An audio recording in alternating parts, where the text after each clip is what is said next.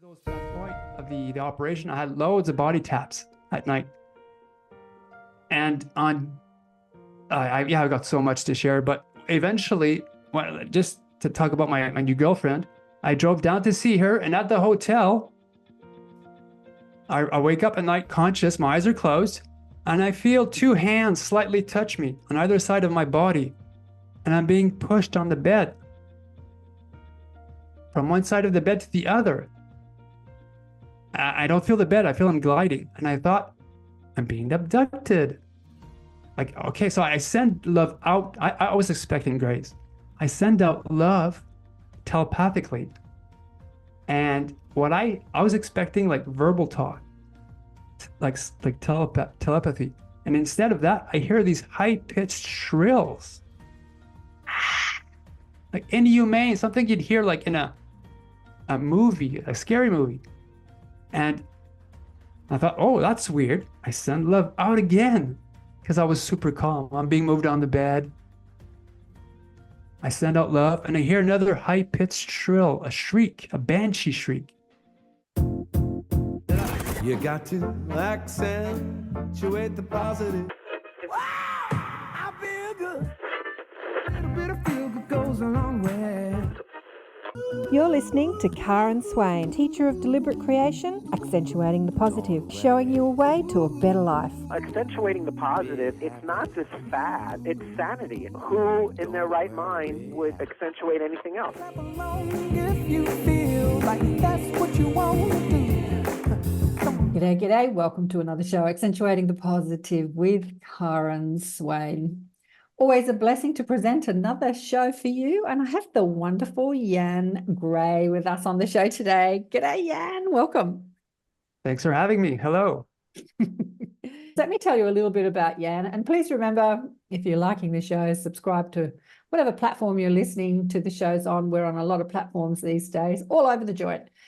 I've been watching Jan on Facebook and YouTube for quite some time now and watching what he does, and I'm loving what he's doing. And I thought, let me share Jan's experience because he's normally sharing other people's experiences and I wanted to share Jan's.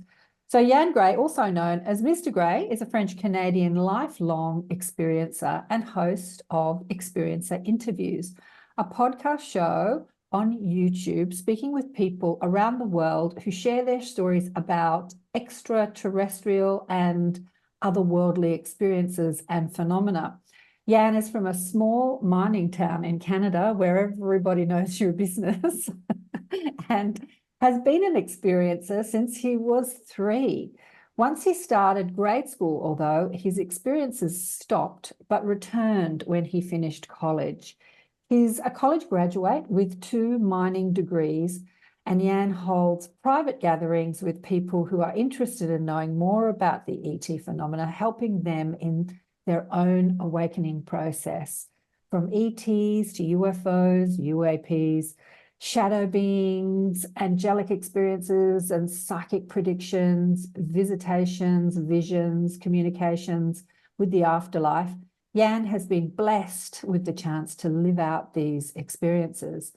On Jan's show, Experiencer Interviews on YouTube, Jan and his guests speak about ET-related abductions and contact experiences, out-of-body experiences, many types of close encounters, the ET hybrid program, the secret space force, and paranormal phenomena and much more. He goes there. There's amazing people out there in the world who Jan is finding who have hidden their story for so many years, and Jan, you seem to find them and get them out there on your show, and some tell their experiences for the first time, right, on your show? Yes, of course. It takes a while to convince them, but as soon as I get the chance to befriend them, some of them might take like 1 or 2 years to finally have the courage to come on, because to come out publicly it's one thing. And it's very difficult for some, and a lot of them have problems regarding that, because coming out, at least I had like single mothers on that didn't want to share their names because they were afraid that their exes might give them problems regarding their child, and child support. child services and all Yeah, that. So yeah. Mhm. yeah, we do have to be we have to be very careful when it comes to coming out. Like we talked about earlier during the before the show, I go by Yan Gray now. I chose to change my name because I was afraid that I'd lose my job eventually. So for some individuals it's easier to come out. For some it's a bit less that it's a hassle really to come out. And so I'm glad I did eventually. I did a few conferences back in the day with my own name, but when I was threatened by my boss to that I might lose my job, I decided to change my name and move to another town. Wow. Yeah. Yeah. Yeah. We were talking before I pressed the recording about full disclosure. I was telling Anne that I'm somebody who wants to normalize this stuff. And, last year was such a big year for disclosure, for ET disclosure with, the David Grushes and the Ross Coulthard and, making documentaries about all this stuff. And what I loved about their full disclosure is they're not just talking, there are ETs flying in spaceships in our skies. They're talking consciousness. Like, you should check out Ross Coulthard. He's got a couple of podcast shows he's done where he's talking consciousness and how consciousness drives the vehicles, and then he gets into telepathy and all that phenomena, and it's just amazing what's happening in our world now. having been talking about this stuff for over 20-30 years, and it's starting to come out in the mainstream, but it's still scary for many to that stigma of you must be crazy if you believe in aliens. It's still quite rife in the collective understanding. And hopefully with your shows and shows like yours and shows like mine, that is changing. And I want to just tell people where they can find you. There's a few links. Obviously, you've got a Facebook page, which is Experiencer Interviews Official, and you've got a Facebook group where people can chat to each other on Facebook called Experiencer Interviews Official too, right? Oh, yeah. Is that the name of the group as well? Yeah, yeah.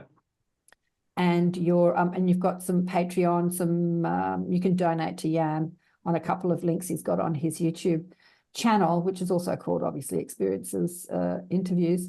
But let's get into your story when you were 3. What was going down, Jan?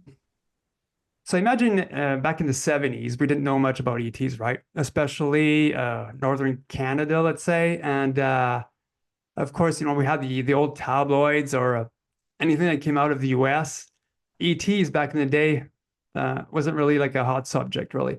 And so I was born in 1975, so around the age of 3.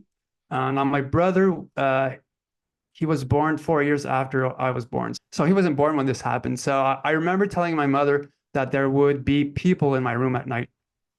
Now, I don't remember seeing them. So either the thought of them was blocked. I have no idea, but this stayed with me. I was so afraid knowing that they were there in the dark. Like my mom would say, okay, well, you're afraid of the dark, but I was afraid of the closet, under the bed, the windows and whatnot, and the door.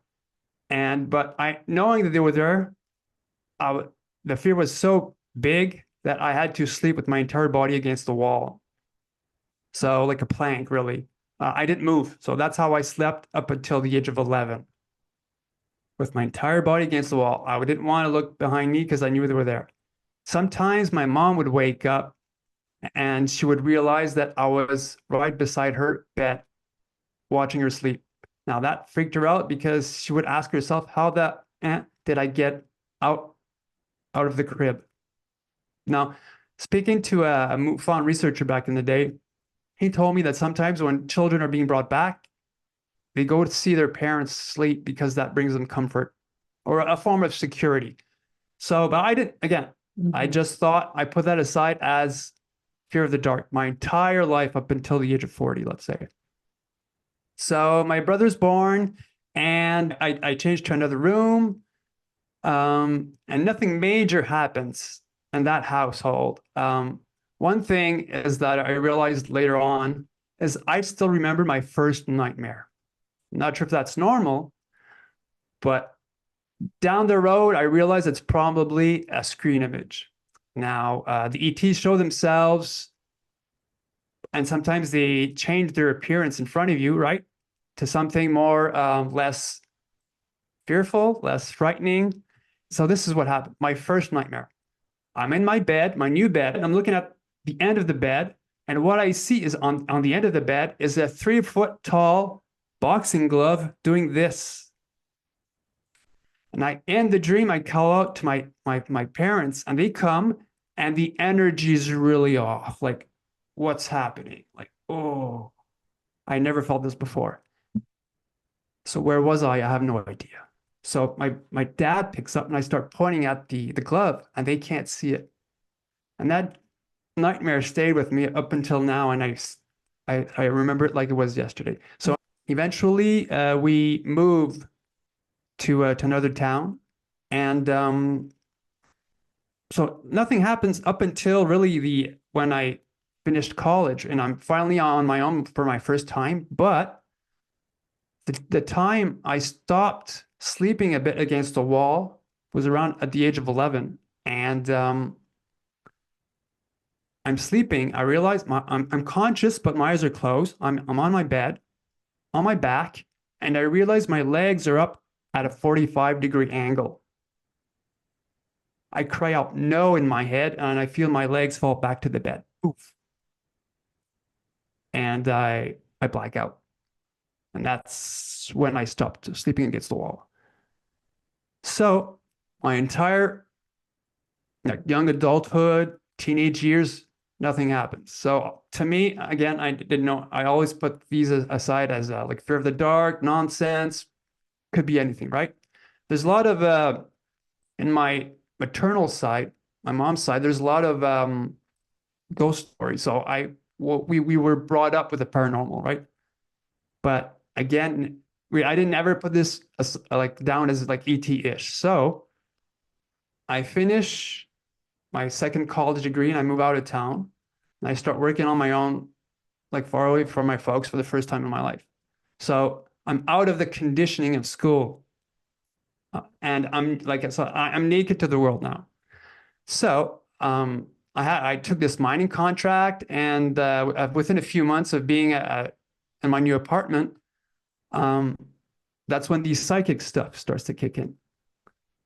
I'm about to fall asleep in a delta wave, I think, when you start just about to fall asleep and you're like slowed down a bit. So I'm looking at my bedroom closet, and in the air between the closet and myself, the air starts to bubble up.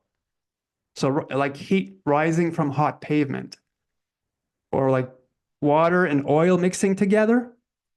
Very weird. But when I'm seeing that bubble-ish thing is my brother's face. Blonde hair, his head's tilted to the side, his eyes are closed, and I felt he was dying or drowning at least. So the next morning, I call up my mother. Now she's my go-to person when it comes to experiences. She would, because she was into angels and crystals, and I even bought her Barbara Marciniak's the Pleiadian book there. And but we'll get to that later. And so I tell her the story. She calls up a few days later telling that my brother's at the hospital getting massive blood transfusions because the IBS, ulcerative colitis, he was taking medication for that, and the medication was killing him. His blood platelets were severely low. Whoa. And because he was in good shape, he was able to, after receiving massive blood transfusions over the course of a week, he was able to bring them back up, and they changed his medication. But that was my first case of having psychic stuff relating to my family, or at least when they're in danger. Then contract's over, I moved back to my hometown, and I'm able to find out work. So I moved to another town, and now this is where the ET stuff starts happening. So this would be in 2007, let's say. So I'm dating this new girl. I'm renting an apartment in a house, second story. And this would happen in the summer. The more you're up in the building, the more hot it tends to be. And my bedroom, the windows were open because I had barely like any type of draft coming in. Like it was hot, so we slept almost naked. So the windows were open, the blinds were were open, everything was open, and I wake up in the morning, and for some reason I'm on my back, which I don't. Being a child of the 70s, we were brought up to sleep on our stomach as a kid, and so I always slept like that. And so I'm just looking around, no glasses, of course, but without them I can see fairly well. And I realized that there's something floating above my head, just like at the end of the bed, maybe like 6 feet in the air. And there's this dark thing, and I start focusing on it, and I see a black line. I'm tracing the line. So imagine looking at an upside down guitar pick with the big part at the top coming down like my face, like a chin. And then I start focusing on the insides because it was semi-transparent. So I only saw the black outlines, but then I start focusing in the center. Then I'm realizing there's like big round eyes at the top. And I thought, oh my God, it's a face. And I didn't know anything about ETs. So I thought, okay, it's a ghost. But it turned out it's the face of a gray, really. Or a mantid, because what confuses me is like most of the grays I've talked or I've seen like two grays like in an out of body type of thing, but they all have these tear-shaped eyes, but his or its, whatever, were perfectly round. Wow. And at the top of the head, like an ant person or a mantid, let's say. Mm-hmm. So, and I'm perfectly calm for some reason and really relaxed. So you'd expect that seeing that in front of you, you'd jump up, right? So I get the feeling to turn to my side, and I was dating a girl at the time. So I just hugged her and I fell asleep. A month later, in that same bedroom, I'm sleeping, and on my left side, and an inch perhaps away from my ear, I hear a lady's voice say, "You're going to be an uncle and your parents' grandparents." I wake up in a jolt, flip the switch on, suspecting somebody's in the bedroom. No one's there. I turn around, look at my girlfriend. She's sleeping. I thought, oh, that's freaky. The next morning, I call up my mother, tell her the story. So I completely forget about the story. 3 months later, now to backtrack a bit, my brother got married fairly young, and he would try to get his wife pregnant, and it never kicked in. They tried for years and years in vitro, hormones. She almost died because whatever they gave her, her belly swelled up to like huge proportions, and she had to go back to the hospital, to her hometown hospital, to get her belly to like uninflate, let's say. And so we thought, okay, I don't have any kids, so I thought, okay, my parents will never become grandparents. Now, I've got this lady voice telling me that I'm going to be an uncle. Now, 3 months later, almost to the day, my brother calls up and he says, "Jan, do you feel old?" And I thought, wow, that's a weird question. "Well, you're going to be an uncle." It's like, hey, congrats. So we talk about like half an hour, and then I call up my mom. And of course, he called her before, right? Yeah. And that's when she tells me, "Do you remember about the lady voice thing?" And that's when I remember, and my jaw drops. And it's, oh my God, that actually happened. Yeah. So after that, well, my girlfriend and I, we break up, and I decide to buy myself a house. So I move into a new, like what they call modular homes, where they're built off site, and so the site wasn't really like old Indian burial grounds, or it was nothing. There was nothing special to the site. So, but as soon as I got into my new house, I start saging. And the first thing I say is to my ancestors and to all those who know me or knew me, you're allowed to come and visit as long as you protect the house. Well, lo and behold, my trash bin would start to open and close at night. After 12, let's say, all the time. Maybe once or twice a month, all the time. And yeah, just to backtrack a bit, in the first apartment there, where I had the gray, during the night, I heard the word serendipity in my head. I had no idea what that meant. And so back in the day, I don't think Google existed at the time. I had to Yahoo it. And serendipity meant to these things are weird. Everything's connected, but Yeah. so yeah, so the definition meant that like meeting somebody out of the blue in a weird place, like a happy circumstance, but unexpected. But this was weird. So each time I would like I'd be meeting someone and say, well, no, this doesn't kick in. This doesn't like really relate to serendipity. And so I started getting ill, right? And my mom says, why don't you go see this this medium? She's supposed to be really, really good. And I wasn't really into that back in the day. I used to be a big bodybuilder, a bit different from now, but so I go see this lady and she's looking at me, but she's looking to the left all the time. And her eyes are watery. And like she's talking to somebody. And she says that you're going to meet somebody in like a year and a half, 2 years tops. Her hair is going to be blonde and her hair is going to be here. I didn't know what she meant by doing this, but her hair is going to be here. So each time I was dating somebody, they turned out to be brown haired. And out of the blue, a year and a half almost, I go to Walmart's of all places, and I meet like an old friend, and he was waiting somebody, and this is where serendipity kicks in. Yeah. We see this blonde, like angelic Nordic lady coming up to us, and it's the blonde lady that comes to us that knew my friend, and turns out that she's well, we almost got married. Like long story short, but she's the one that woke me up to all this ET stuff because she's a child gray abductee from the UK.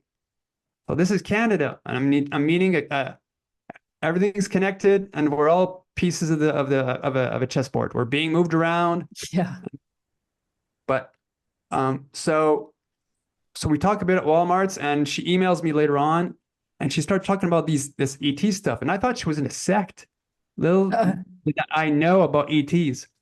Then all that she starts sharing with me, because she was doing like a trip around the world, and everything that she shared started to make sense. I started connecting the dots with my own experiences.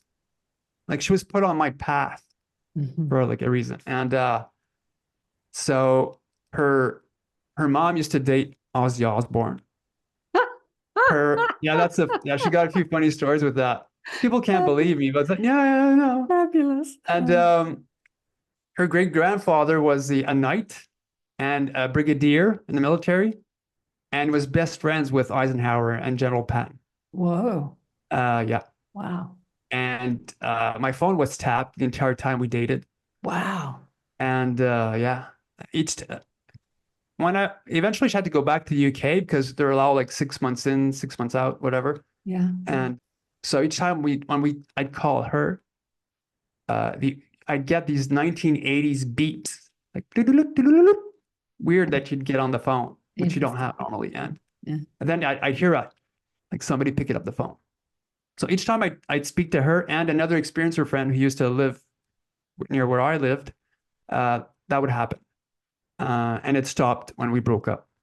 Now, I won't get into her story because she'd kill me, but so yeah, she was put down my path to help me out. So she eventually came back from her trip around the world. When she came back, her hair was here. When I met her, her hair was shoulder length.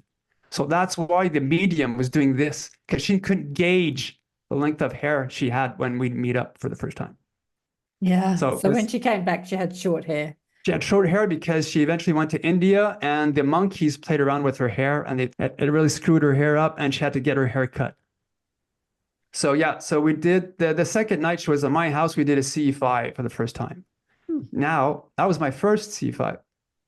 That's the first time I saw satellites moving in orbit. I thought satellites did not move. So I was like, this is cool. I'm seeing lights moving around.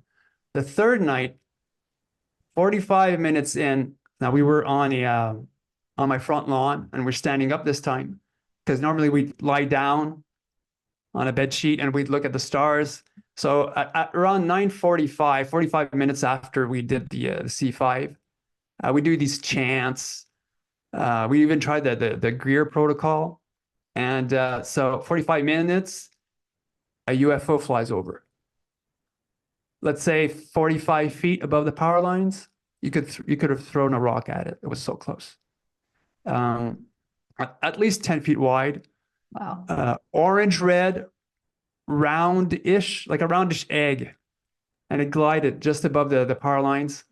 And we were looking at it. Everybody was outside because this was in August of 2013. The neighbors' kids were outside. Nobody saw it except us. Now, a week later, I decided to go visit my parents. I was alone this time. She had to go somewhere else. I do a CE5. An hour later, so now my parents lived by the woods. They had a nice cottage by the lake. And we did, I did a C5 for about an hour. And after that, I didn't have any like UFOs fly over. So I felt a bit sad. So I thought, okay, they came for her, being she was like an abductee. So I go inside to see my folks for like 5 minutes. I come outside, and as soon as I put my foot off the front porch, I get the feeling to look up. As soon as I look up, the same UFO comes flying overhead, just above the tree leaves. Again, 30 feet above the tree line. Slow gliding, no sound whatsoever. It was like you saw it was like a ball of light-ish, but it didn't radiate outwards. So I get the feeling to go inside to get my folks. My mom being into this, she came outside fairly quickly. She saw it up close. My dad, like maybe 10, 15 seconds later, maybe a bit more, but the UFO is a bit further, and he said, "Oh, it's a plane." I could have smacked him. I was so mad. You could have seen it up close. But from that moment on, my dad started having contact. Oh, Wow. Yeah. Got any questions, or do you want me to continue? Darling, it's fascinating. I'd say continue. I've got millions of questions. I've always got millions of questions, but you're doing a great job of telling the story. Now, just to get into my dad's experiences, a few months later, he had a really bad cold, so he didn't want to wake up my mom, so he slept in the guest bedroom downstairs.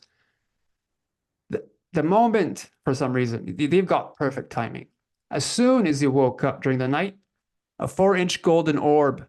My dad's down to earth, right?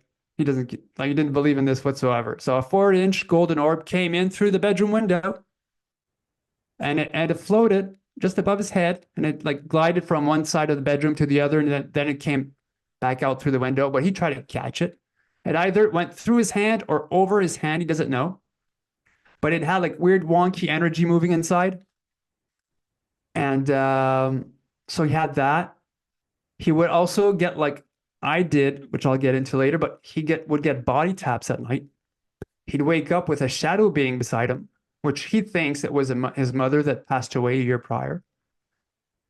And not too long ago, so I moved to the same town where he is in right now, and his new home, he eventually called up. He says, "Jan, I woke up, and you'll never guess what I saw. I saw a weird-looking clown beside my bed looking at me. I tried to kick it, and it disappeared." Mm-hmm. Thing is, the Greys tend to use clowns as a screen image also. But yeah, the thing is that I knew there was a screen image is that they show themselves as a clown, but there's always something off. They're not like perfect. They're not human, so they can't project themselves perhaps as like a perfect looking clown. Something was off. His clothes were a bit weird. So I thought, okay, well, I told him that's definitely a screen image. And so yeah, coming back to my story. So I'm back in my modular house, and so my fiance is with me, and so this was in August 2013. The trash bin would open and close at night. So eventually she heard it. She said, "What was that?" I said, "Don't worry, it's only the trash bin." So we'd have these weird energy feelings at night. We'd wake up at night, and like the energy was so dense and it was painful. We had to get up and walk it off. I didn't know what was happening. This is weird. And so we fall back asleep, and So yeah, in December of 2013, I wake up at night. So imagine the cold, northern Canada, minus 36 centigrade. It's cold. And because of the cold, I tend to wake up a lot. Sometimes go to the bathroom. I slept right beside the bedroom doorway. So I'm in my bed facing the doorway.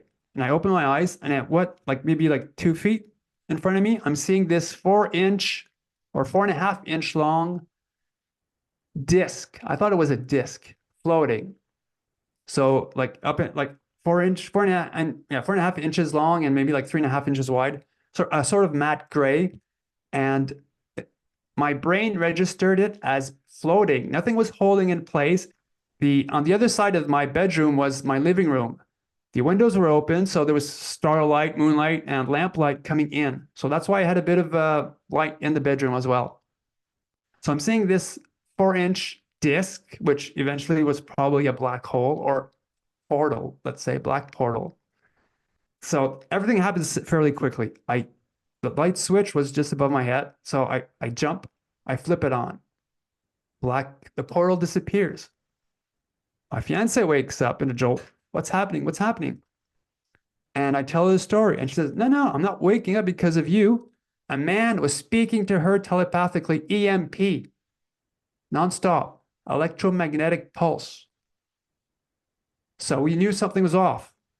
Portal, black hole, EMP. It takes about half an hour before we fall back asleep. And then I get the feeling I'm feeling movement coming in through the bedroom where the portal was.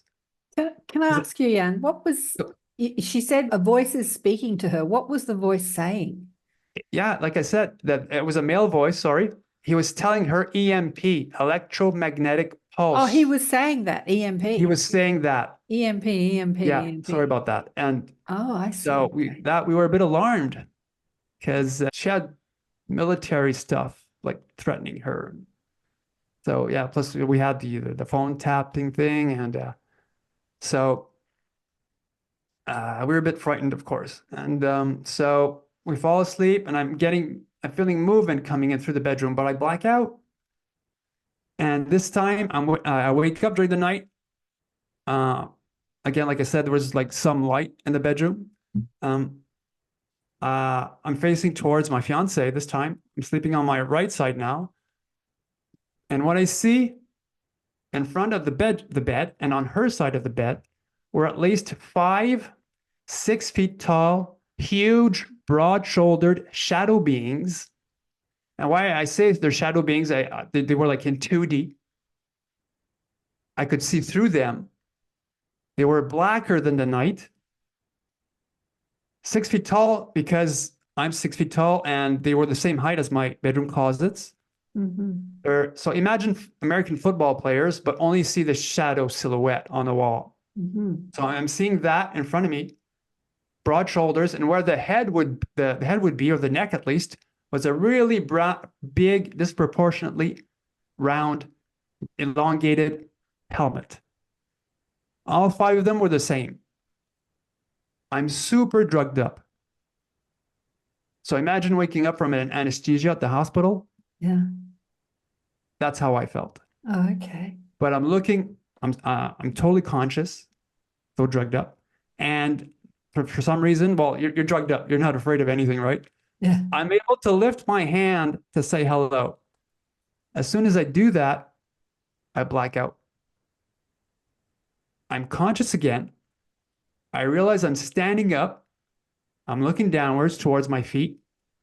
My feet are bare feet. They're barefoot. And I'm wearing hospital robes. So I'm suspecting I might be naked underneath. I black out and I wake up the next morning. Some people tell me it's my lab. It points to that. Because ETs don't generally use like drugging, anesthesia type of things to black you out. At least what I've heard. So yeah, it's probably my lab. Yeah. I think they have the ability to just wipe your memory.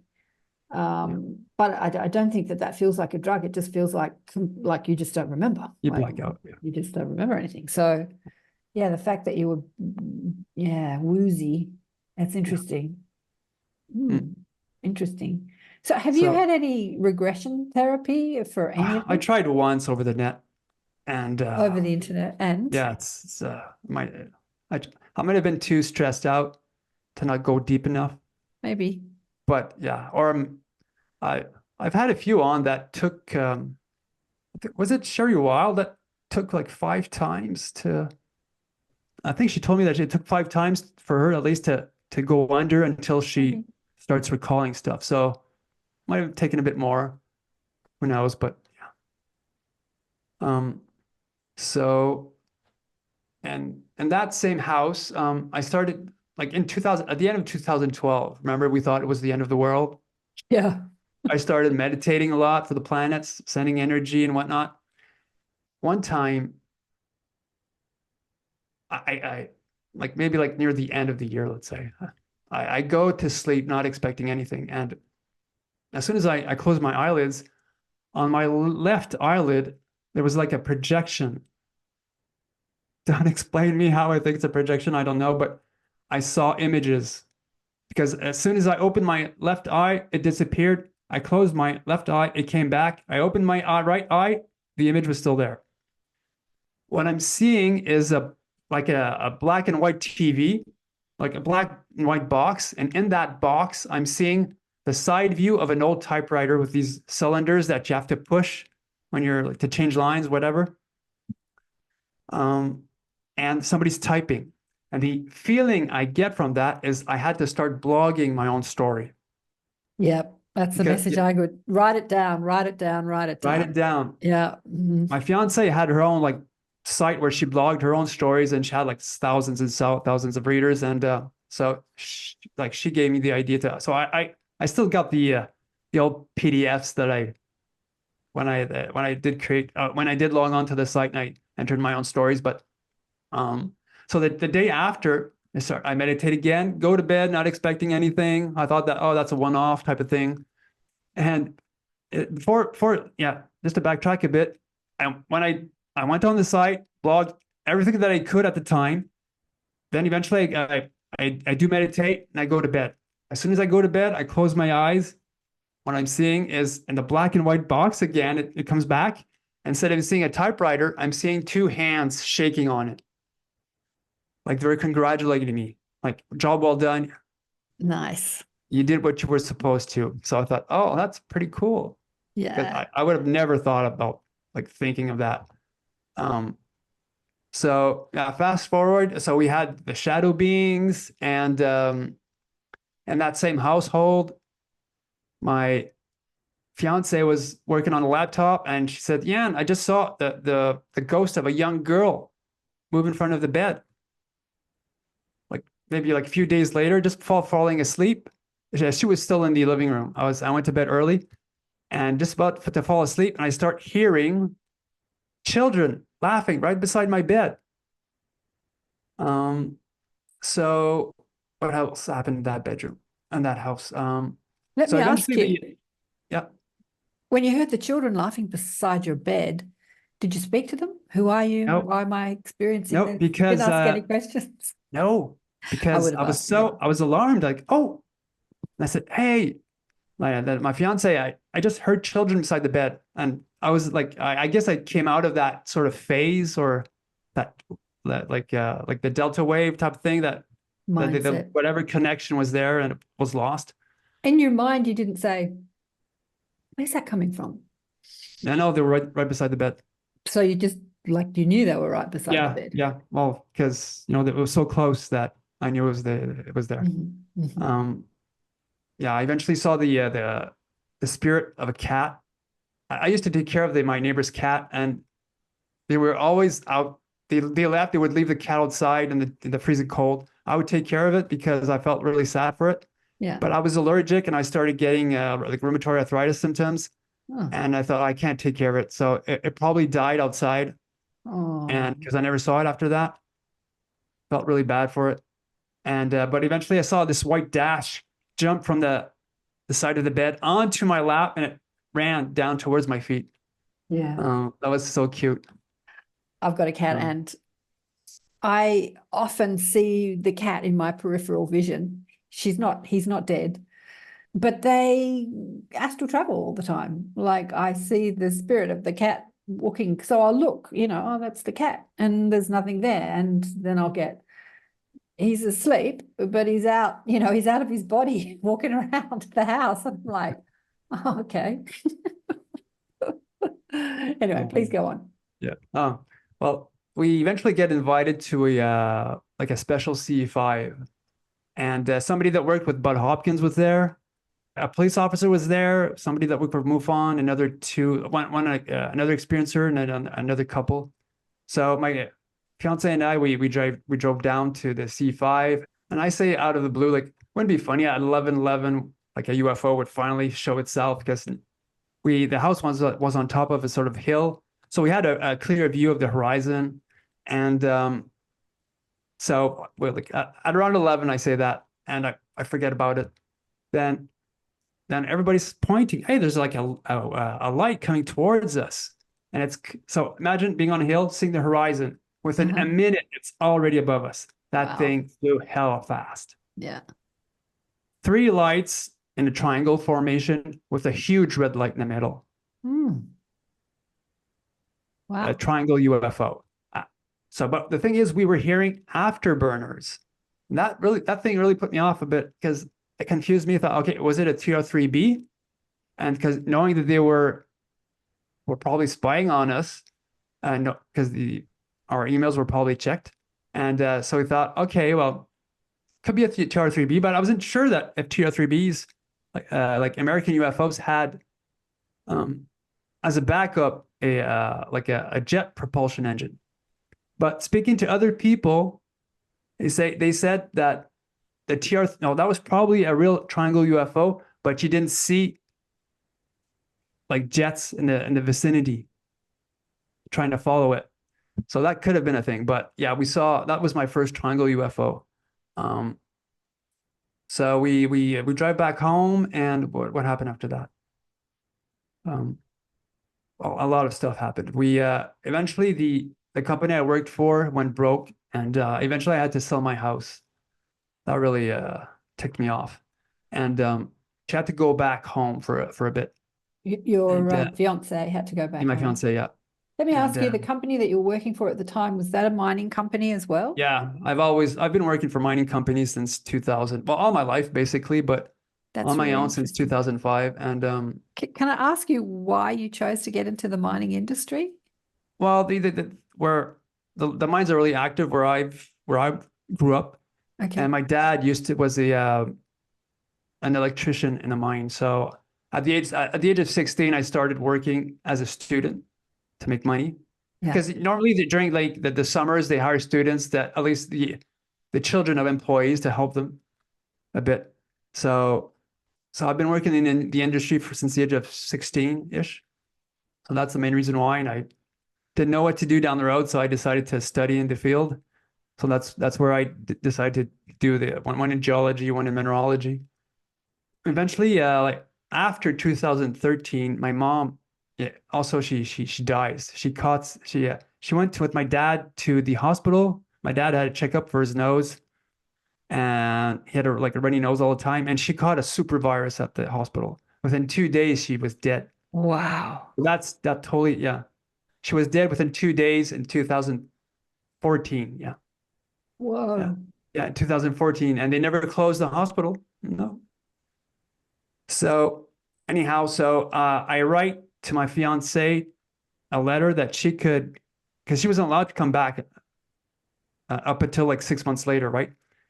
And when she came back, she was able to give the people at customs the paper that I wanted her to help with the passing my mom and to help my dad. Right. So I was able to sell my house, move in with my dad a bit. And as soon as she came back, the first night she was back home, we were sleeping in the bedroom, the guest bedroom in the basement, where my dad saw the golden orb. And she wakes up in a jolt and says, "Yeah, get me a piece of paper quick."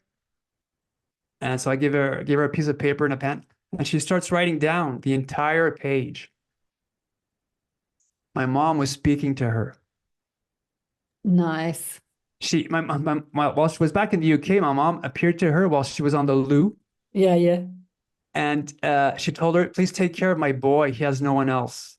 Oh, So that's why she came back, and we're gonna get married. So of course he tried to come back, and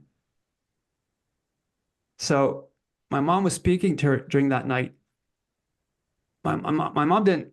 She used to speak a bit of English because I was brought up in English Canada. So we moved back to French because my parents are French Canadians, and so 3/4 of the page, my fiance wrote down phonetically what she heard. 3/4 of it was in French. You yeah. could actually make out words, but during that connection, 3/4 down, she tells my mom, "Please speak to me in English. I don't understand a word." Okay. That's when the English kicks in. Mhm. My mom said in English, "Look in the drawer by the window." That's it.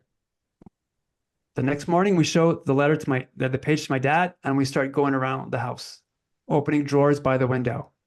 Can I just ask Now, you a question about this? Please look after my boy. He has no one else. So your mum felt that your dad wouldn't look after you, that your dad wasn't there for you? well, my brother got married fairly young. I was single. I wasn't seeing anybody on my own. So that's probably what she meant. My dad was, yeah, my dad took care of me.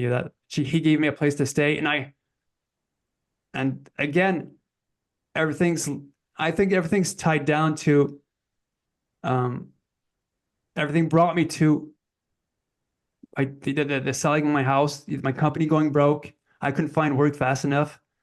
I had, like, again, arthritis, and and the mining industry at the time was because you got ups and downs really with every industry.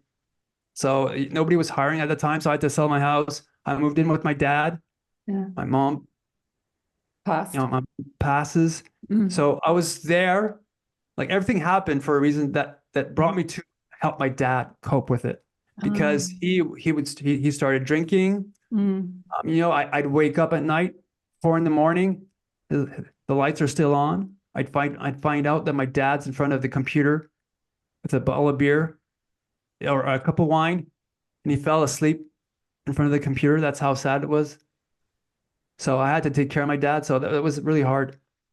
We showed my dad the letter. We go around the house, and there was a desk by the patio window. We opened the drawer, and in that drawer was my mom's dream diary.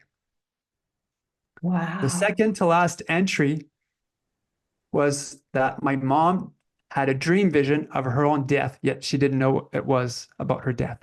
Mm. In that dream, my grandmother, who passed away, my dad's mother, came to her in the dream with other people that knew my mom. And this happened in her house. So the dream happened in her bedroom. And a lot of the spirits wanted to talk with her, but my grandmother said no. And eventually my mom finds out that she was going to get an operation in the chest area. And that freaked her out because she came out of the dream. And then she fell back asleep and she went back into the dream. How strange. Yeah. So my mom said, "Oh, don't worry about it. You're going to be okay." The thing is, my mom wasn't okay. She died. Well, But my mom contacted my fiance at night, yeah. and she wrote things down in French and English to tell her that my mom knew she was going to die, yet she didn't understand the message at the time. Yeah. I want to tell you a story about a friend that died, about my mum wasn't going to be okay. You said she thought she was going to be okay, but she wasn't okay. My girlfriend was born thalidomide affected, so she was sick all her life. Do you know what thalidomide was? A drug they gave out in the 60s to women that were pregnant for morning sickness, and it produced a lot of deformed babies across the world. Another story like that. And she had been on the verge of death many, many times. Anyway, she was diagnosed with a brain tumor. She went into hospital yet again. I had a dream about her, and I said to her, "Are you okay? You're okay? Promise me you're okay." And she's saying, "Yes, I'm okay. I'm okay. Promise me you're going to be okay." So the human me thinks okay, meaning you're going to be still alive. but from her spiritual perspective, she was fine. So she dies the next day. I ring her sister in the morning. I've had a dream about Nikki. She swore to me she's going to be okay. She dies that day, right? Or that night, or the next day. I can't remember, but soon after that. And I'm like, you told me you were going to be okay. She says to me, of course I'm okay. I'm just not in my body. And I'm like, oh, you know, are you going to be okay? Yeah, I'm going to be okay. Different question. Are you going to stay in your body? No, I'm not going to stay in my body. Like we think that death is such a terrible thing. Anyway, go on. Yeah. Well, go on. Yeah, that made me think of an angelic experience I had back at my house before. A lot of things happened in 2013. But let me let's get back to your story and your mum communicating with your girlfriend, and you found the dream journal. Did she talk to your girlfriend or you again? My mom probably the anniversary of her passing. My dad was out doing a painting contract for a friend. So he was out of town. He was sleeping at the guy's place, and while he slept, he heard a yoo-hoo right beside his ear. And that woke him up. And yeah. So there might have been something else with my mom, but I had a psychic thing regarding my dad, like an alarm or like a universal, like, watch out, something's gonna happen, but I'll get to that later. But I forgot a story about like an angelic thing. I went back at my house. I used to get a lot of body taps at night, like double body taps that would wake me up. At first, I thought, okay, it's because of the cold, a nervous twitch. Then I realized I'm getting body taps under the bed covers, and I'm fairly warm. And this would happen like every month. It even followed me up until where I lived with my dad. Sometimes like twice during the same night. I remember 2 taps on my ankle area, and 2 taps on my right shoulder. And one time I did, during the time I used to meditate a lot, this time my fiance was out of town. I'm on my own, and I'm feeling body taps, like light touches coming from my feet, going up my leg. And as soon as it came to the hip area, it's like my eyes are closed. I'm conscious, but I'm feeling I'm probably like I'm not able to move, but I go into full-blown vision mode eventually. What I'm seeing in front of me is this angelic figure, like you, let's say. Nice blonde hair. She was wearing white, but she had a nice round face. She looked young, like in her 20s, late 20s. But she was wearing these sort of 1980s or 1700s pajamas, very fluffy, very big. So imagine Olivia Newton-John in the movie Xanadu. She's portraying, I think, one of the daughters of Zeus. Yeah. And she's eventually wearing white. And so like Olivia Newton-John, basically. And she's showering me with love. Oh. Every cell in my body felt love, and I felt paralyzed because of the love. I thought, oh my God, is this heaven? Well, that's how it felt. Yeah. And she says, now I thought she was an ET, like a Nordic or Pleiadian. And she says, out of the blue, do you want to come with me? And I thought, the first thing I thought was my mom. I said, I can't come with you. My mom's gonna, because she was still alive at the time, my mom's gonna miss me. And as soon as I say that, I feel huge sadness coming from her. Every cell in my body felt her sadness. And I thought, oh my God, what did I do? What did I do? I'm so sorry. And then she says, are you good with motors? I thought, what? That's a weird question coming from an ET, let's say. Okay, do you want me to help you with your UFO motor? So I showed her my hand, like my arthritic hand, and I said, I can't help you much with these hands. And then she showers me again with sadness, and then she disappears in a backwards motion. Now, I only saw her from the belly up, and people in the know that have experiences with these entities, they always see the belly up because they're like high immortals, higher beings, and you only see them from the belly up. And so she disappears. And like the next day, or like maybe 24 hours after that, This was in during December, and it was fairly cold outside, and I needed to go out and get groceries. And I tried to. We have these starters, so we could start the truck from a distance because it's cold. I want to stay inside, so we started the truck from a distance. And I know you guys in Australia don't have that, but yeah, we have starters, and so I tried to start the truck, and okay, the battery's dead. So I go outside, put the battery on a charger, come back inside for like 3 hours. I try to start it again.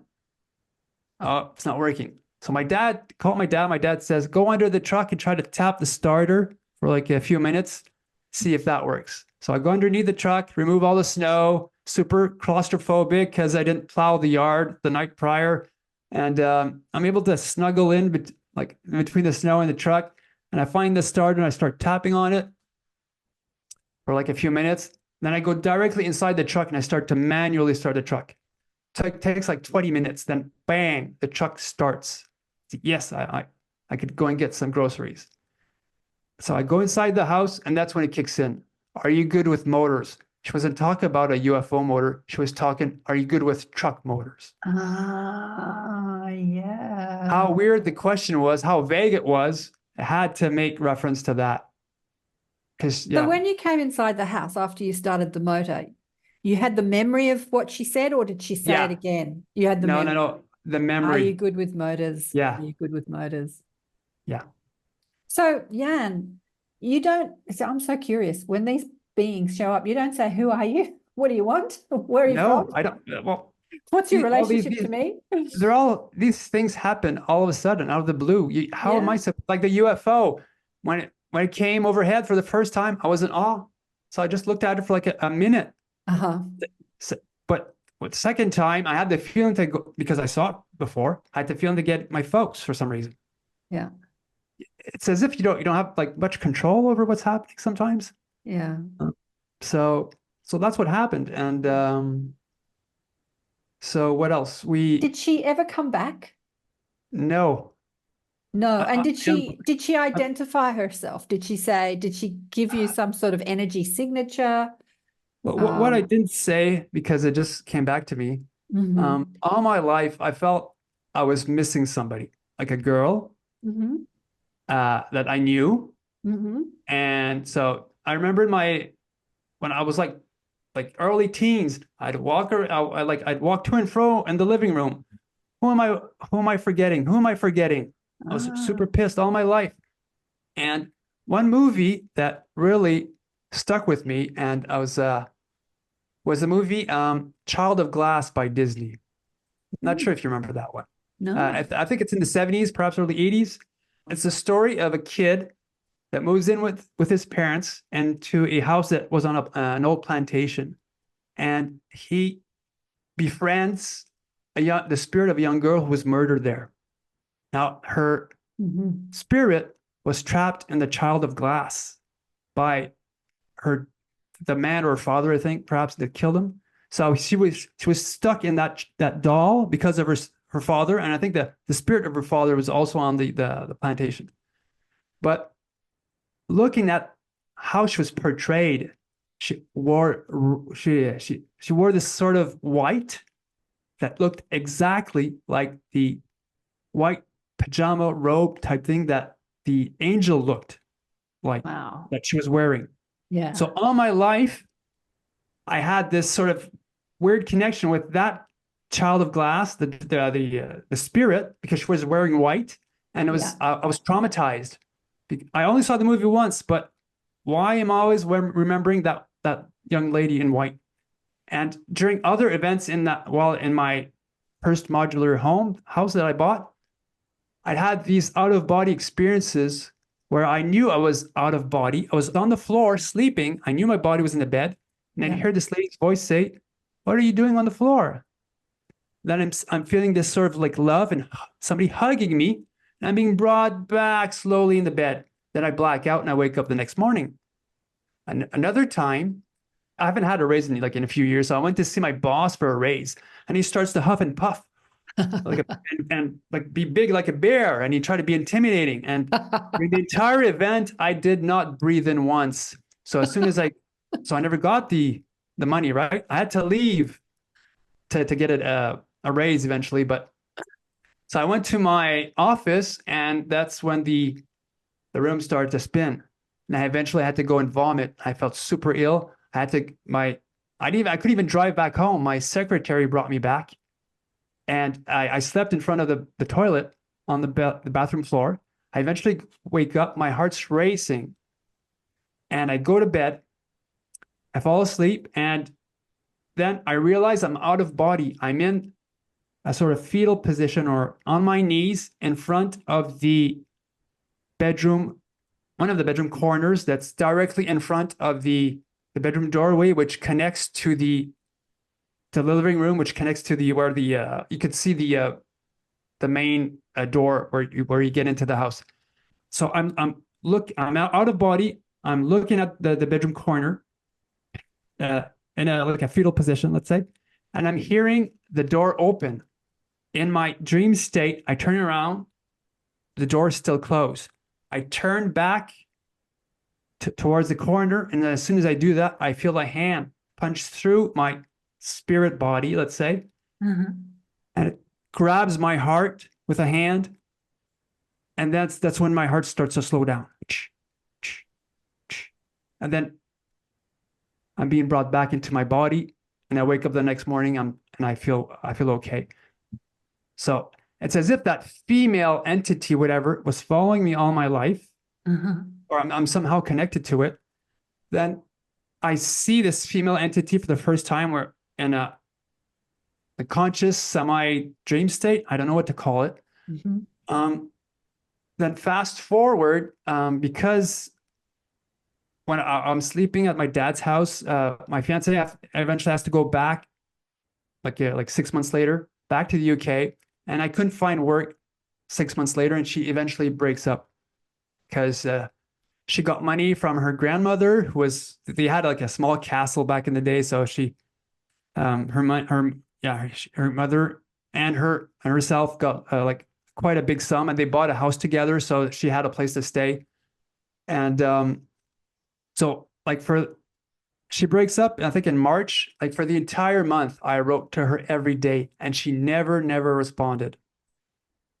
I felt devastated. I was suicidal, really, because she brought me to the ET world. She was prophesized. So much happened together, and I thought she was brought to me so I take care of her.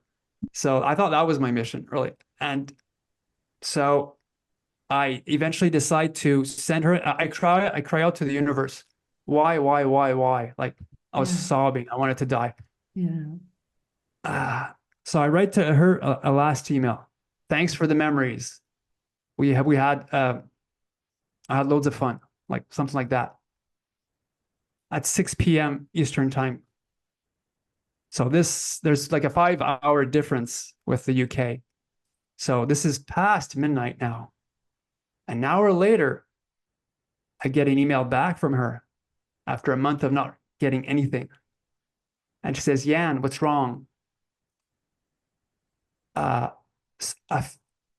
female voice just woke me up at night telling me, or loud, wake up now. So she responds. I got the entire email still. So she wakes up and says, Jan, the voice was female and alien. Oh. And the voice said to send protection. So she sent protection. I told her, then I told her what happened. And so that's why I tell people pray, because somebody's listening. So I cried out to the universe, and a female woke her up on the other side of the planet, or like over the pond, so we could patch things up. And we haven't spoken since 2016. She did call up for something ET-ish. She was drunk, and we won't get into that, but yeah, so at least we patched things up, right? So is she a guide? I have no idea. Did I know her in the past? It could be. I never got a name, but yeah, there's a lot happened during those days. In 2016, I started talking in UFO conferences, and since almost from that time, my experiences dropped. In 2016, I think, yeah, maybe like a few months prior to the UFO conference, I spoke at a conference in Maine, and I was at my dad's place, and remember, I've got this sort of connection to my family, it was like this psychic thing. During the night, I heard my dad's voice say, "Yan," loud and clear. Only that. I wake up in a jolt. But my dad and his new girlfriend was out of town. He was out hunting. I thought, oh, okay, could be nothing. He's with someone. I'm okay.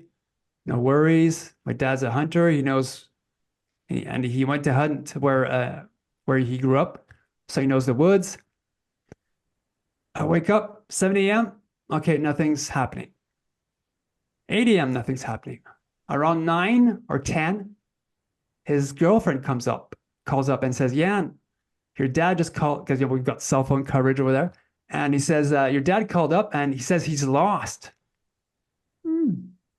My dad can't be lost. The guy's a woodsman. He worked in the woods all of his life, and he used to be a boat captain on lakes, big lakes, and he would bring wood with the help of a boat. And so he knows the woods. And so I thought, okay, something's off. Strange. Right. I didn't know where he was, but I knew approximately where he was. And I start driving down. My dad calls up. Says, "Yan, come down quick." We talk about like for a minute, and he's panicky. The thing is, I found out when I eventually got to the camp where he was, my dad was out hunting with a crossbow that year. Or like, no, there was a bow and arrow. And he came face to face with a moose. He tried to shoot it, but it sort of touched the side, and it sort of like flew away. The moose ran like right beside him. And so my dad tried to take another arrow. While spinning around, one of the arrows in his bag, whatever, fell to the ground in the moss with the pointy side facing upwards.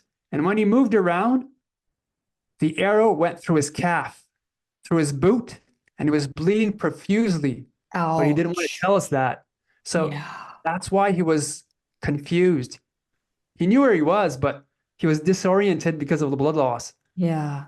So he eventually told his girlfriend to go inside the truck and use the horn. So he was able to orient himself and walk back.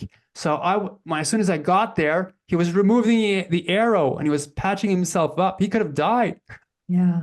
But luckily, it didn't go through any major veins. And I drove down really fast, like an hour and a half to get to the hospital, 4 lights on. And like, if there was a cop, I wouldn't have given a crap. I would have So I was able to, the voice told me, like alerted me that something's going to be happening with my dad, and it was there to save him.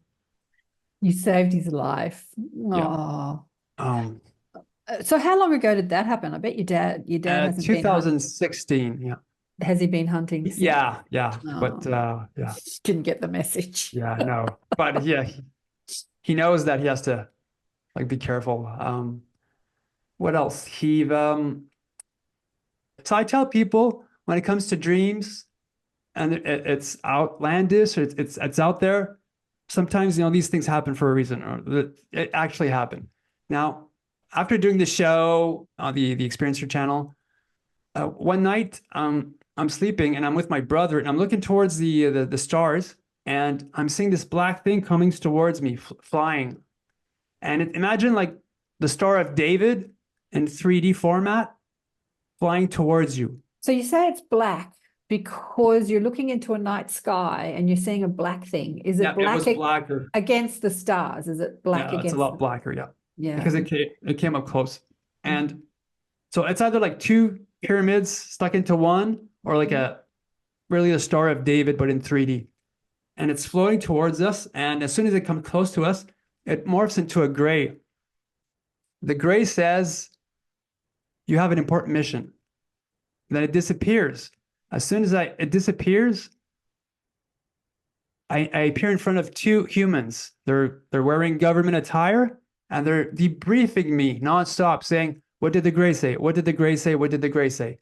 And I tell them the gray only said that I had an important mission. As soon as I say that, they get up super pissed and they leave. I thought, wow, that's a weird thing. Like, then I had a guy from the UK on my show. His name's Michael Cameron. I'll talk about him a bit later, but he says that, okay, no, I forgot, I skipped ahead. The next day, I go on Google and I start Googling three-sided black pyramid. And the first image that came out was a Merkaba. Yeah. Now, I was confusing that with a Kabbalah, with just like the sort of like diagram of the angelic realm. Yeah. Yeah. But a Merkaba is something that actually exists, which I couldn't connect. A Merkaba is the form where the soul vessel morphs into to move around. Yeah. Light So body.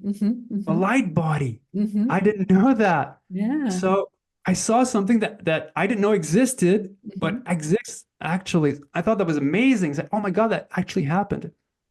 And I shared this story with Michael Cameron, and he said that the government has the technology to track Merkabas if they don't cloak themselves.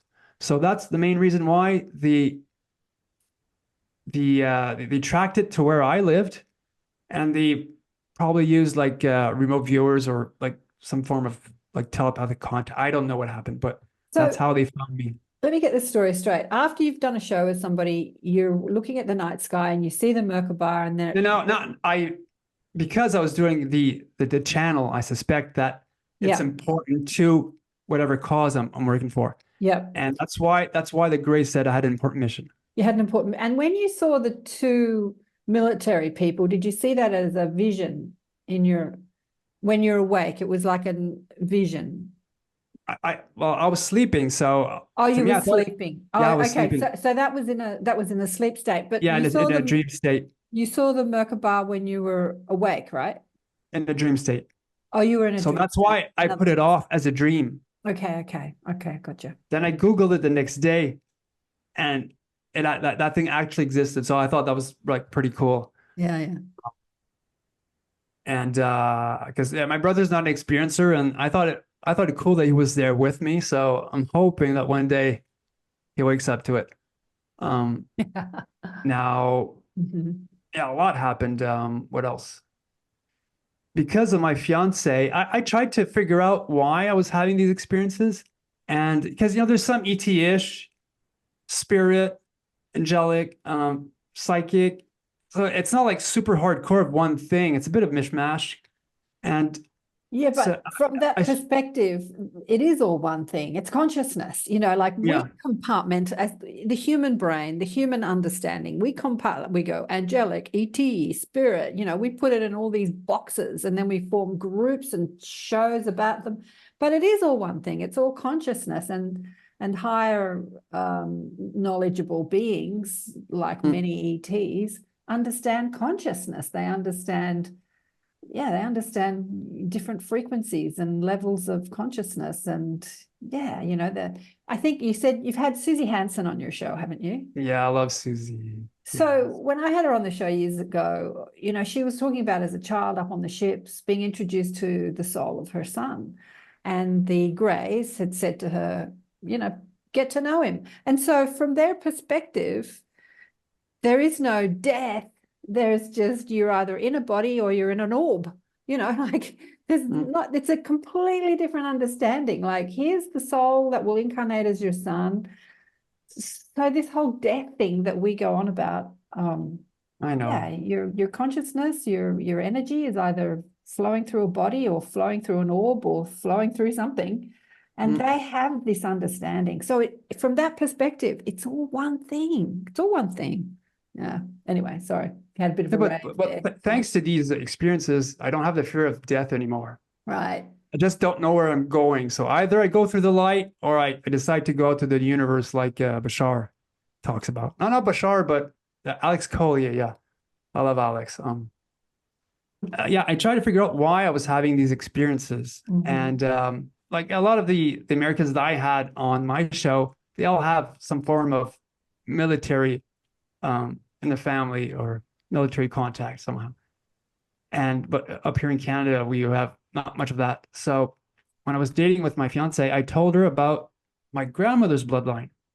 Growing up, my grandmother, I was really close to my grandma. She would tell us that her family, the surname Aylwin, Aylwin, the family was rather important, but we didn't know what it meant. We thought they were Irish because we do have a lot of Irish immigrants. And that's all we knew. Then I tell her the story, and she says, "Oh yeah, the Aylwins. The Aylwins, they were nobles. They're nobility from the UK, from Devon." And I start the name Aylwin also appears in the Domesday Book, which is like one of Britain's old books where they talk about how many like citizens like lived in certain area. So I start researching that, and the manor is still up. I think the manor changed but the name's like Aylwington, something like that. So they had a seat. They were lords that had a seat in the manor of Aylwington. And so when you start looking at the name Aylwin, it's a branch name that came from an older name, which can be dated back to the Roman era. And the word is Elfwine, Aelfwine. So they're two words, elf and wine. Wine means friend, but in Anglo-Saxon, and it has a few definitions, but some of the older ones, it means magic, noble, elf. So magic friend, elf friend, noble friend. And recently I was looking at a documentary a few years ago on the Anunnaki, the Nephilim, the Elohim. And the word elf, A-E-L-F, also in Anglo-Saxon means the shining ones. So my ancestors' name mean friends of the shining ones, so friends of the gods. So that my jaw dropped. Like, what?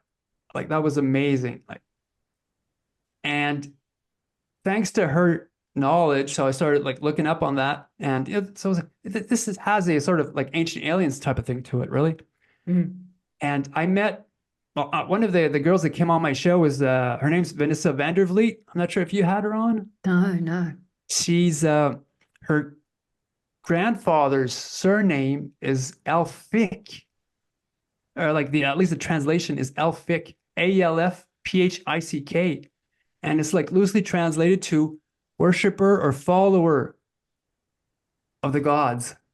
So I thought, whoa, this is fascinating. So imagine if we could trace everybody's bloodline and try to figure out why they're having these experiences. Because I'm O positive, so I don't have the negative rhesus thing to it. And I don't believe that just because you've got like a negative rhesus to your blood, you've like that's why you've got you're an experience about it. Like the experiencer thing, the abductee thing is like around the globe, and they're not really like regulated, at least they're fixated on one type of blood. But yeah, so I thought that was fascinating. Yeah, and with all your experiences, have you had any communication apart from the lady giving you sort of small bits, like, are you good with motors? Like, have you had any ongoing communication about Nope. who you are, why you're here, what you're supposed to do? I think you're pretty much following the protocol, like you're following what you need to do. Because thing is, I had Pat Jackson on from the US, and she's like a major abductee with SSP stuff, and I was sharing with her a dream that I had once. I'm in orbit. I'm looking down towards Earth. I thought I was on the moon. I don't know. I'm just in orbit, looking down towards the Earth. Other people are with me. My mom's with me, and I'm looking at my dad. I see my dad's face, but I know that's not my dad. We're looking down towards Earth, and we know we were coming. We were all happy. We were coming towards Earth. And I was looking, the way I was seeing Earth is, imagine like I'm in a yard and I've got these clotheslines, and we've got these white bed sheets flowing, drying up on the, and in between the flappings of each sheet, I'd see the earth. That's how I saw it Wow. for some reason. So when I told Pat that story, she said, you were probably in a holding area in a soul format and you were coming towards Earth. Mm. So I thought, oh, okay, that's interesting. Because I never thought about that. So with the people that I've had on my show over the years, the phenomena is interesting. You can elect to have a human life, to be on Earth from a perspective of a spirit, or from the perspective of being in another body on another planet or a ship. So you can look at Earth, you're wearing a grey body or some other body, and you're looking at the Earth experience, and from your connection to your consciousness in that body, you say, yeah, I'm going to go down and have an Earth experience, or go and have an Earth experience.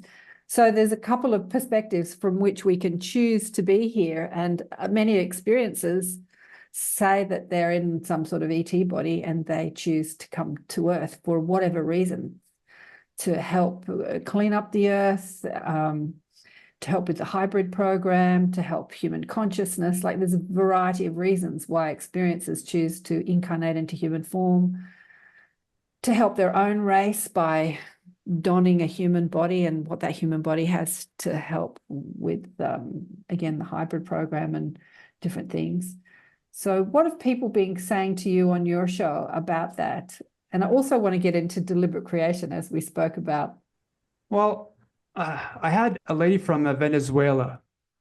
So I try to get people from around the world, and of course, what's stopping me a bit is the language barrier, because Yeah. she's from Venezuela and she's now residing in the U.S. And what she remembers, she's got a fascinating story. What she remembers is, I'm not sure if those listening that know about Barbara Marciniak and she channels the Pleiadians. And in one of her videos, she talks about what she calls the living library. So imagine Earth in its early days, where we've got like the first humans on the planet.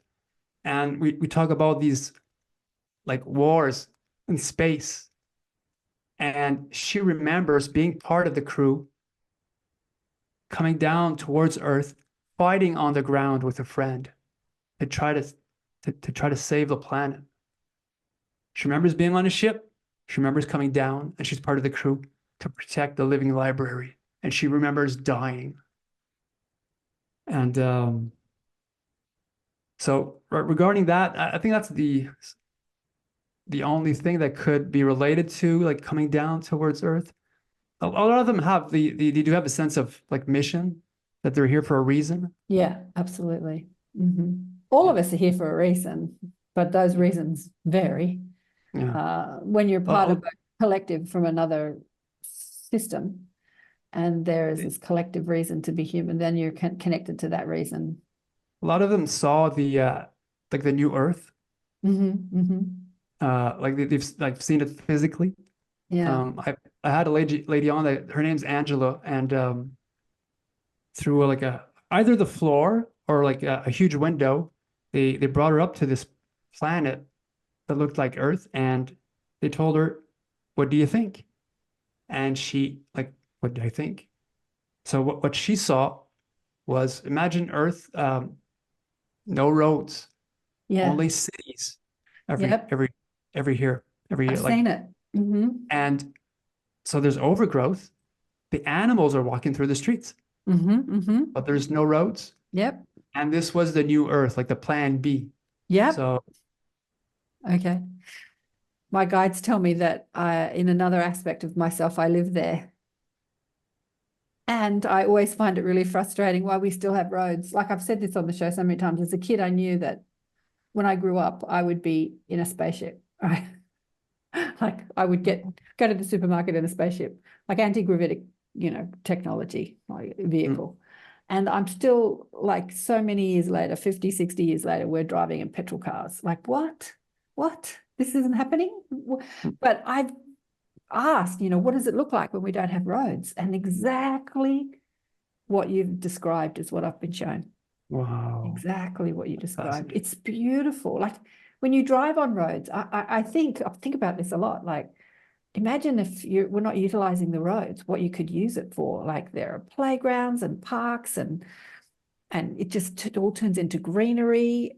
Not so much, they haven't so much built houses on the roads. Yeah, you know, more buildings. It's like they were utilized for swimming pools and ponds and all sorts of things. Beautiful. No. I had somebody on recently that told me that the new Earth it's there, but it's like in the future. So I'm not sure how we're going to get there. So are there multiple new Earths? Yeah. I mean, time doesn't exist outside of this, you know, linear experience. Okay, better explained is there are all different experiences of time, and everything that you can imagine exists in some time-space reality. Yeah. I mean, Garnet, you haven't had Garnet. Have you had Garnet on the show? You'll have to get Garnet on. I can introduce you. Where is she from? Garnet is a Canadian, actually, a guy. He is, where is he? Victoria. Anyway, and he about 10, 12, 13, God, I can't remember how many years ago, because he reached out to me almost 10 years ago, I think. He was woken up by his spirit guide and taken in his astral body or his Merkaba body, flown around the cosmos and Earth and shown all these things, and he's written 5 books about it. But he said that he experienced talking to a spirit. He was on the spirit side, as he calls it, in his astral form. And a woman was thinking about reincarnating back onto Earth, and she shared her experience with him and said that she had had a tragic life and she went into meditation to overcome her pain. And then she got really into Indian philosophy and she went to an ashram and spent a lot of time meditating. And she shifted her frequency so much from pain and hatred and resentment to love and light that she, during a meditation session one day, woke up and she was on the new Earth. She was on a different Earth. And she lived out the rest of her life, her physical life, on that planet experience. And then she died to that experience and went back to the spirit side. And I said to Garnet, which he didn't know the answer to, so what happened to her on the old Earth? Did her body disappear? Did they find her empty shell body after, like, did she die during that meditation? I mean, what happened? Because he didn't know, because he's not as curious as me and he doesn't ask the questions. I would ask them so many questions. He's like, I don't know. But he said to her, so are you going to reincarnate back on the new Earth? And she said, no, because I achieved this enlightenment state during my pain, from moving from pain, from fear to love, I'm going to go back to the old Earth to help people do that. And that just made me cry when I read that, or when he told me that. It was so beautiful. But that new Earth is there, and we can ascend to it if we choose to. Like if we raise our vibe enough, we can do what she did. Yeah.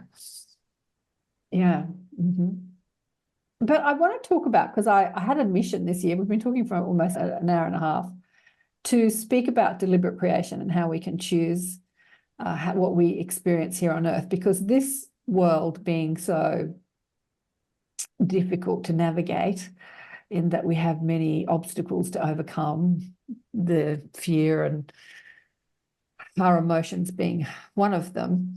What have you been told, or your people that are on your show from their ET family, what have they been told about how we are the creators of our reality and how we can move out of that place of fear into love, into the higher frequencies? Well, when it comes to the experiencers, I guess what you attract, you create your own environment, you create your own world. So how you see the world is how you, I guess it reflects back to you. I remember Nancy Tremaine, she had an experience, like a painful experience with reptilians. Yeah. And the reptilians said something that I thought was very wise. When it came to the pain, your pain is perceived. Yes. So either you can accept it or just like brush it off. But again, it's how you see the world.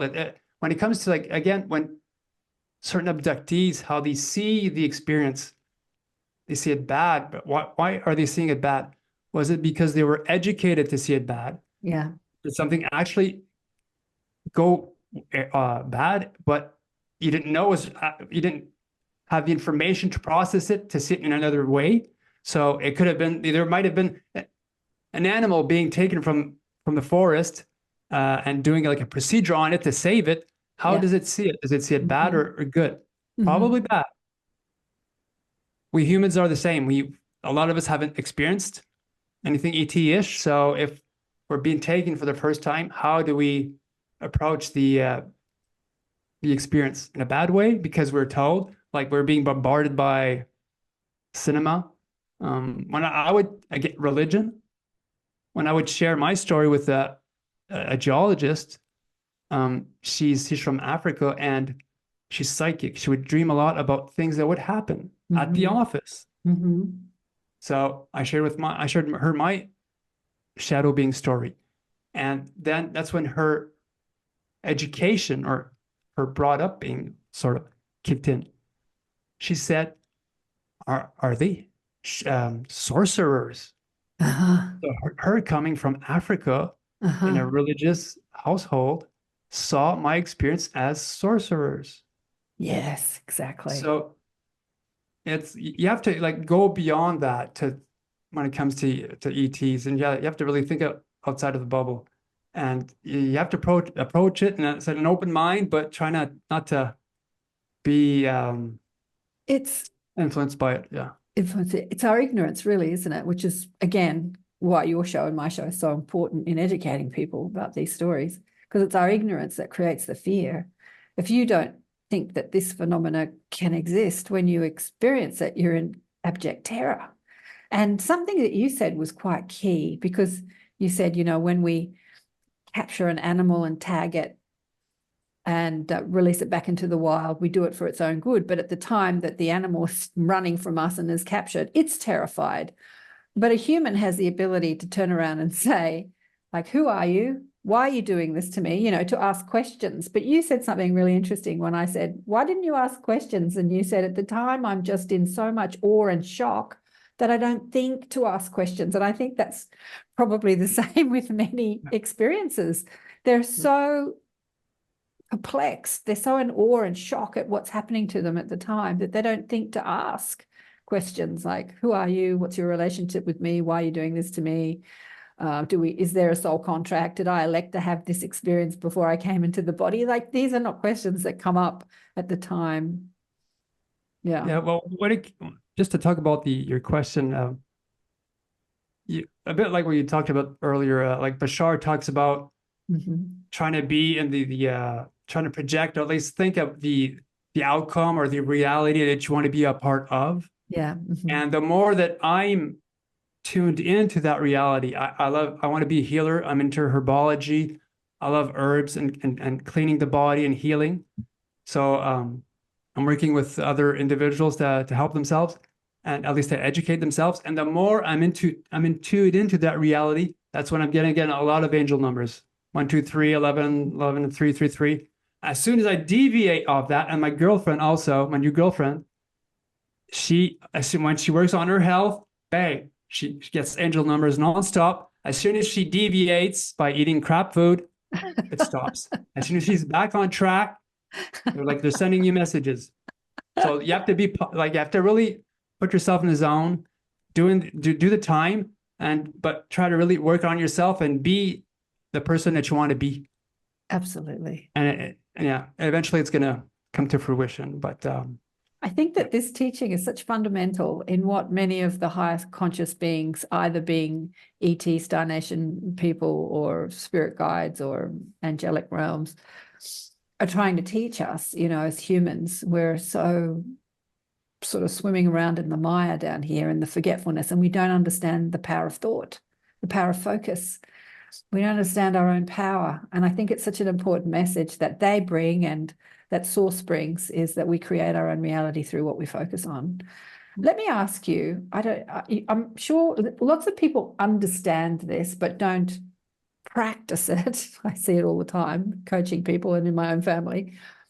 When something goes wrong and we get all upset, how do we get ourselves out of that mindset of like, this is unfair, I feel terrible? Because if we understand that where we focus, we attract more, then we don't want to wallow too long in that vibration. Sure, we can get to experience it, we can play with it, we understand what wallowing and fear and distress feels like. So when you were feeling really bad when your fiance broke up with you and left, did you have any sort of tools to bring you out of that state at the time? Well, that really helped out. The fact that she came back and we were able to patch things up. And having to go through the death of my mother, and also my dad had almost a heart attack not too long after. So there was a lot of things I had to deal with at the time. So it was a lot. Losing my house, losing my fiance. I had to sort of restart my life. So it took a few years. Meeting a new girlfriend, an experiencer also. The night prior to our first meeting, we were meeting up the next day for breakfast. I drove down 5 hours to meet her. She asked me out. And the night prior, we probably got abducted. Do you want me to get into that? Or yeah. God, we could be here all night, couldn't we? I know. But yeah, you've got so much to share, Jan. Yeah. You've been sharing other people's stories for a few years now, and your story is so extensive. Yeah, I would love to know that you got abducted. The thing is, I talk a lot about the 7 to 8 year period where there's ups and downs. Sometimes you have like what I had, loads of experiences, then nada. During that time, I felt down. I felt depressed. I felt alone. What did I do? I also had open heart surgery in 2016. Wow. So I had a lot of things to go through. You did. And up to that point of the operation, I had loads of body taps at night. And I got so much to share, but eventually, just to talk about my new girlfriend, I drove down to see her, and at the hotel, I wake up at night conscious, my eyes are closed, and I feel 2 hands slightly touch me on either side of my body, and I'm being pushed on the bed from one side of the bed to the other. I don't feel the bed, I feel I'm gliding, and I thought, I'm being abducted. Like, okay, so I send love out. I was expecting grace. I send out love telepathically. And what I was expecting like verbal talk, like telepathy. And instead of that, I hear these high-pitched shrills. Like inhumane, something you'd hear like in a movie, a scary movie. And I thought, oh, that's weird. I send love out again because I was super calm. I'm being moved on the bed. I send out love, and I hear another high-pitched shrill, a shriek, a banshee shriek. That I suspect during that time, I'm in between the bed and the wall, and I'm being pushed towards the wall where the pillow was. And I feel I'm probably going through it. My eyes are closed, of course, but I suspect with the timing, I'm going through the wall that I feel I'm going upwards. Then my consciousness blacks out. I wake up a few hours later in my bed. For some reason, I didn't check my body for marks. And I go on Facebook, I write the story, but I don't talk about the shrieking part. I fall back asleep, and around 7-ish, I get up and I start talking with my soon-to-be girlfriend on Facebook. And I said, I think something happened to me last night. Did something happen to you? And she says, yeah, something happened to me too. And then she starts describing that I think I'm dreaming, and I'm feeling like somebody putting pillows all around me, giving me a huge hug, putting a pillow on my face, and putting pressure on the pillow. And I send them telepathically this message: stop it, you're hurting me. And this time she starts hearing these high-pitched shrieks like I did, but 3 times instead of 2 before she blacked out. So both of us were being moved on the bed. But I felt the hands, she had the pillows. When we both heard the shrieks, this the same hours, well, the same, like during the night, during the same wee hours. So I think that they were looking, they wanted, maybe they checked up on us to see if we were compatible, perhaps. I don't know. Reminded me of Eve Lorrigan's book, Love Bite, where the ETs tend to put people together as a Interesting. couple Yeah, I've heard that. I've heard that. because they want to manipulate. I felt like a chess piece when I was dating my UK fiance Yeah, because I had a mission with her, and then I've got a mission with my current girlfriend. So it's strange how we're being moved around. And now I'm meeting these individuals. I'm learning from them. They're learning from me. And I'm helping others share their story too. It's a fascinating thing. yeah, I love it. Chess piece. Yeah, absolutely. I don't, have you had Donna Lynn on your show? I think you have, haven't you? I think I asked her. I'm not sure if was she on your show? She came on my show in 2018 and then she disappeared off the internet. And then I found her again and she said, yep, I went off Facebook. I took down my website. So she shared her story and she got a bit of attention and then she didn't want the attention. She wanted to be a grandmother. But her story is fascinating because her book is called From Fear to Love. And it's exactly what we're talking about, in that when she was recalling her abduction experiences, she was in abject terror and fear. And then she realized one of the things that she said, that when she was on the table, she threw her arm out and she hit this little grey and he went flinging across the room. He went flinging across the room and hit the wall of the spaceship or something, I can't remember.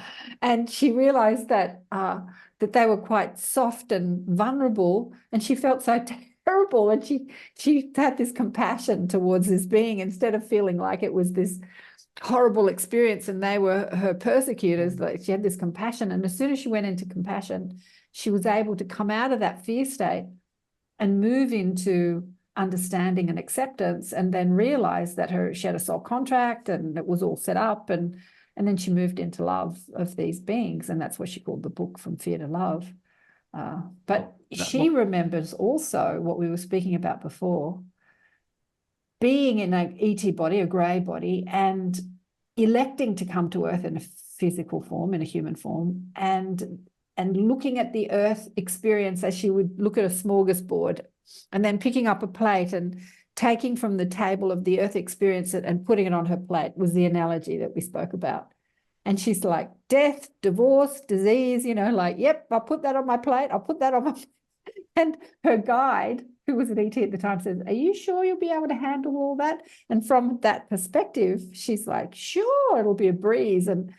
But we laughed about, experiencing all those things like you experienced, the death of your mother, and she went through death and divorce and disease and all those things. You've had the gamut of it too. You've piled a lot on your plate as well. Yeah.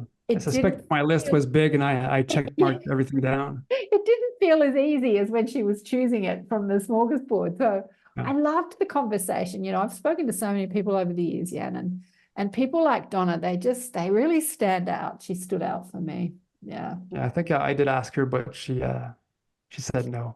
She might come back. I think that the grandmother duties might have be less, the kids are growing up now, and yeah, so she might come back. But yeah, she's gorgeous, Donna.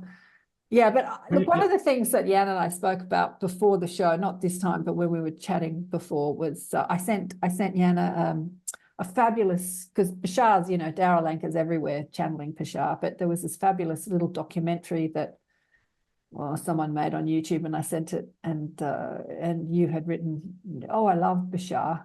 I said, why don't you get him on your show? And Deanna had said to me, well, no, I tend to focus on the people that are not out there, the people that need to tell their story, the people that are scared, like those, not the big names. And I thought that was so beautiful, because many podcasters, want the big names on the show so that they get lots of eyes on their show and lots of subscriptions, and it's all kind of like a money project. But you're doing it from an absolute place of service, and I just thought that was so beautiful. I've only recently started asking for donations. Like for the first 2 years, I did not want, but life's really hard these days, and I get a few bucks here and there, and I'm really happy with that. Everything's like paid out of my own pockets, and like Yeah. you know how many hours we put into this, like the research, the Yep. contacts, the befriending, then Absolutely. the planning, the filming, the editing, and It's a lot of work. I've been doing a it lot for of work. 15 years. And before that, I was showing up at a meeting every Monday night and showcasing experiences of New World teachers there. And yeah, it's a service. I do see it as my service because I don't monetize my platform either. And yeah, I don't. Yeah, well, people do send me donations. I do have a donation. Like if you're enjoying the shows, you can you can pay something. But rarely people do. I have a few. I have to say thank you to the regulars. Like there's probably about 3 or 4 regulars that, you know, always give me a bit of money, $10 here and $20 there and $30 here. It's really, really nice to have that support. Yeah. But yeah, I really appreciate what you're doing. I think you're doing an amazing job. And as I say, I'm going to cut it off here because we could talk for another 3 hours. You've got so much to share. I'll get you back. I'll get you into the inner sanctum and we'll have a live discussion. And we can stream it on your platform and mine. How does that sound? And we can get Lovely, some yes. Let's people do it. chatting. Let's do it. Let's do it. Yeah, and it's been so beautiful to hear your story. Thank you so much for sharing Thank you with so us much. today. You're lovely. Thank you so much.